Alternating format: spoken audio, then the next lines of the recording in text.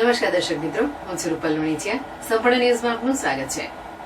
ડીસાના ઝેરડા પાસે જ્વેલર્સ પાસેથી છરીની અણીએ લૂંટ કરનાર 3 આરોપી ઝડપાયા બાદ ડીસા તાલુકા પોલીસે વધુ 3 આરોપીને દબોચી લઈ ₹23.94 લાખનો મુદ્દામાલ કબજે કર્યો હતો.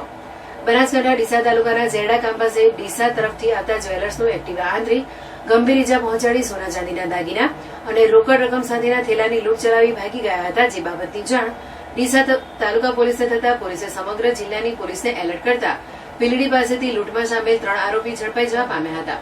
ત્યારબાદ મુખ્ય સૂત્રધાર થઈ 3 આરોપીને ઝડપવા જિલ્લા પોલીસ વડા અક્ષરરાજની સૂચના અને માર્ગદર્શન હેઠળ જિલ્લા પોલીસ સાથે મળી સંયુક્ત ટીમો બનાવી માનવ સ્ત્રોત તેમજ ટેકનિકલ સર્વેલન્સની મદદથી જિલ્લા તાલુકા પોલીસ મથકના પીઆઈ એવી દેસાઈ અને તેમની ટીમે તપાસ હાથ ધરી હતી.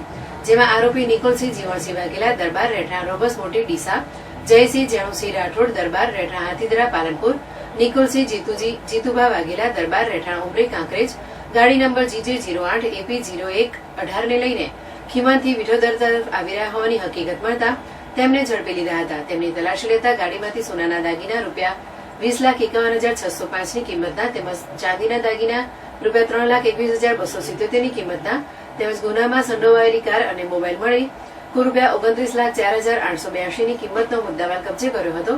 આરોપીને રિમાન્ડ પર મેળવવાની તજવીજ હાથ ધરી ગુનાની વધુ તપાસ ડીસા તાલુકા પોલીસ ચલાવી રહી છે.